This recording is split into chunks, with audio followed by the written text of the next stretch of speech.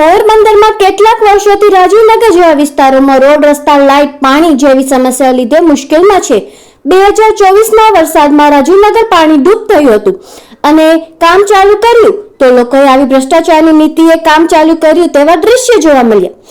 આ કામ જોઈને કોંગ્રેસ પણ મેદાને આવ્યું છે અને ભાજપના નેતાઓ અને મનપાના અધિકારીઓ પોલક્ષતિ કરવાના પ્રયાસ કર્યા, પણ સાંભળે કોણ? આવી સ્થિતિ હાલ પોરબંદરની નિર્માણ થઈ ચૂકી છે.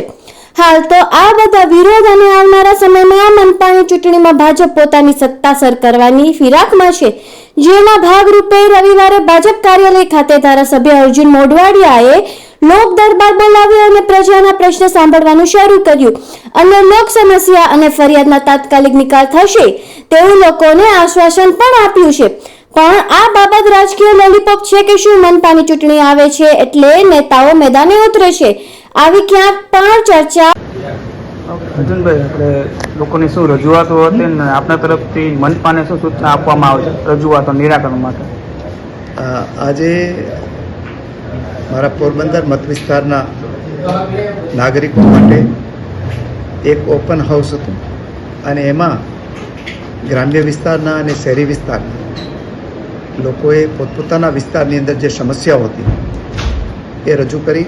ગ્રામ્ય વિસ્તારમાં કોઈ વીજળીની ક્યાંક સમસ્યાઓ હતી એ બાબતે તરત જ સૂચનાઓ આપવામાં આવી અને મહાનગરપાલિકા વિસ્તાર છે એમાં કેટલાય વિસ્તારોની અંદર સફાઈના પ્રશ્નો સામે આવ્યા, ક્યાંક સ્ટ્રીટ લાઇટના પ્રશ્નો હતા અને કોઈ જગ્યાએ જે ચોમાસાની અંદર પાણી ભરાતા હોય એ બાબતની સમસ્યાઓ હતી. એ બધી બાબતોની અમે નોંધ કરી લીધી છે અને અમુક તો તુરંત જ સૂચનાઓ આપવામાં આવી છે અને બાકીના મુદ્દાઓને નોંધ કરી અને અમે મહાનગરપાલિકાના કમિશનરશ્રીને પણ આપવાના છીએ.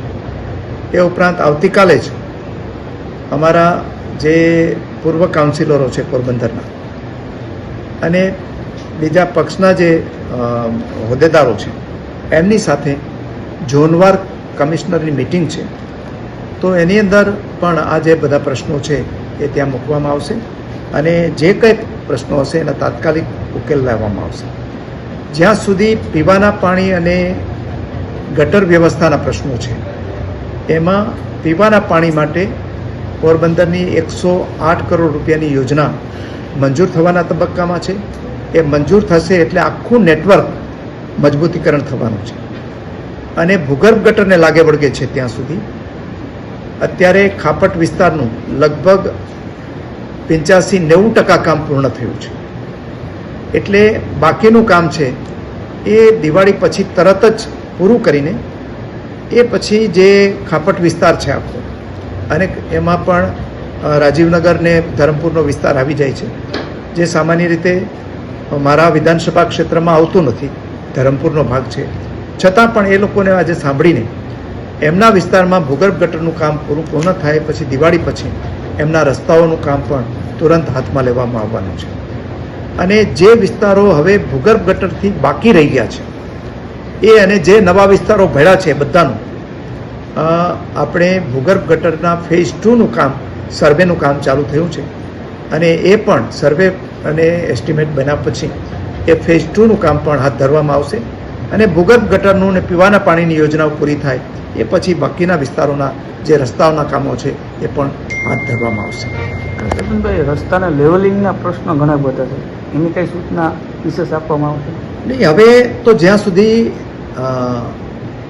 નવા રસ્તાઓની રીકાર્પેટિંગ કે બીજા કંઈની સવાલ આવે છે ત્યારે મહાનગરપાલિકાએ નક્કી કર્યું છે કે હવે એની રસ્તાની ઊંચાઈ ન વધે એ માટે સ્ક્રેપિંગ કરી અને રીકાર્પેટિંગ કરવાનું અને જે વિસ્તારમાં નવા વિસ્તારો જ્યાં ડેવલપ થવાના છે થયા છે એ વિસ્તારોની અંદર પણ લેવલનું ધ્યાન રાખવામાં આવશે. ઓકે, મારું નામ અમિત નાથાભાઈ ખોડા. આજે અર્જુનભાઈ મોઢવાડી આપણા ધારાસભ્યશ્રીએ લોક દરબાર ગોઠવેલો હતો પબ્લિકના પ્રશ્ન માટેનો. તો મારો પ્રશ્ન એ છે કે મેં અર્જુનભાઈ પાસે જઈને રજૂઆત કરેલી છે કે આપણા કમિશનર સાહેબે જે મિલકત ટ્રાન્સફરમાં 1% વાળો અડધો ટકો કરેલો છે અને અડધા ટકા વાળો 5% કરેલો છે. તો મારી રજૂઆત એ છે કે આ ટકાવારી સિસ્ટમ ના હોવી જોઈએ પબ્લિક પર એક ચોખ્ખો નિયમ રાજકોટ સિસ્ટમ હોવી જોઈએ કે રાજકોટમાં 500 રૂપિયા ટ્રાન્સફર છે તો આજ પોરબંદરમાં 1000 રૂપિયા હતો એના 2000 કરી નાખો ને 2000 વાળાના તમે 4000 કરી શકો. પણ જે પાવલું ને અડધો ટકો છે એ હકીકત અમને માન્ય નથી. ઓકે, મનપાએ કેવી કામગીરી કરી છે? આ તમારી નજર સામે છે. જુઓ, આપણે કોઈ સાચા કોઈ ખોટા કંઈ કરવું જ નથી. આ તમારી નજર સામે જોઈ લ્યો. આ 1.5 મહિનાથી આ પરિસ્થિતિ છે. 7 દિવસ પહેલા રિપેર કરી ગયા હતા. એ રિપેર કરી અને કેવું ખુલ્લું મૂકી ગયા તમારી નજર સામે તમે જોઈ લો. ચોમાસામાં કેવી સ્થિતિ હોય? પણ અત્યારે જો આવી છે તો ચોમાસામાં શું છે એનો ગુનાકાર તમે કરી લ્યો.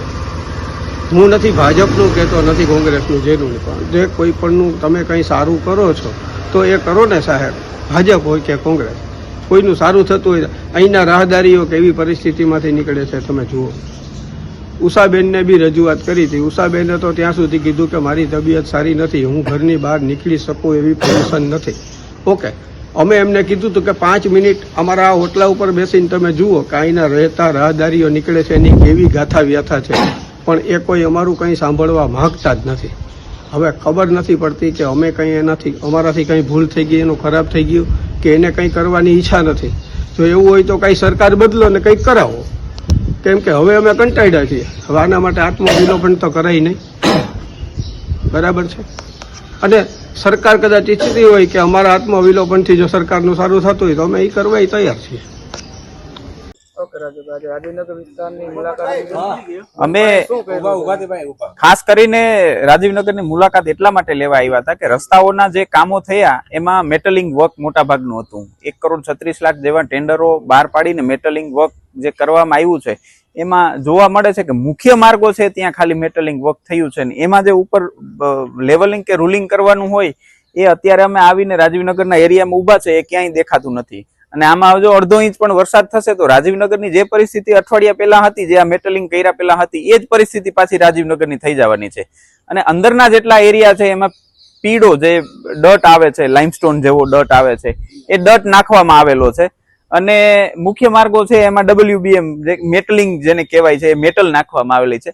આનાથી કોઈ ગંદકીનો કે જે અહીંયા કીચડની સમસ્યા હતી એનો પ્રશ્ન સોલ્વ થવાનો એટલા માટે નથી કે આમાં નથી ક્યાંય લેવલિંગ કે નથી ક્યાંય રૂલિંગ કરેલું, નથી આ સાઈડ જે પીડી નાખી છે ત્યાં લેવલિંગ કરેલું, અથવા તો બધી જગ્યાએ મેટલ નાખી હોત કદાચ તો એવું માનીએ છે કે આપણે પ્રજા પાસેથી મહાનગરપાલિકાએ ભરપૂર વેરાની ઉઘરાણી કરી લીધી છે ઓલરેડી. જેટલાઓને આપવાતા અને જેટલા એ સારા માણસો, પ્રબુદ્ધ માણસો હતા કે જે રેગ્યુલર વેરા ભરવા માને છે એવા લોકોએ વેરા ભરી દીધા અને વેરાના ડબલ ત્રબલ જેટલા પૈસા મહાપાલિકાથી લેવાતા એટલા લઈ લીધા અને ટેન્ડર માત્ર બહાર પાડ્યું 1,36,00,000 જો બધા જ રસ્તાઓનું ટેન્ડર બહાર પાડ્યું હોત અને સારી રીતના રસ્તાઓ થયા હોત તો કદાચ લોકોને સમસ્યા ઓછી થાત. આ તો કરવેરા લઈ અને દેવાનું કાંઈ નથી એવું ઉદાહરણ પોરબંદર મહાનગરપાલિકાએ પૂરું પાડી અને પ્રજાને ભ્રમિત કરી અને એવું દર્શાવવામાં આવે છે કે આવનારી મહાનગરપાલિકાની ચૂંટણી છે તો એમાં ભાજપને સહાનુભૂતિ મળી જાય આ ટેન્ડરો મારફતે અને ટેન્ડરને લગતા જે કોઈ કામો કરે અને આમાં જે ભાજપના નેતાઓ જોડાયેલા છે એ બધા નેતાઓની મિલીભગતથી સારી રીતે ભ્રષ્ટાચાર થઈ શકે એનું સંપૂર્ણ સારી રીતના અને સચોટ ઉદાહરણ પૂરું પાડે એવું આયોજન ઠોકી દીધું છે.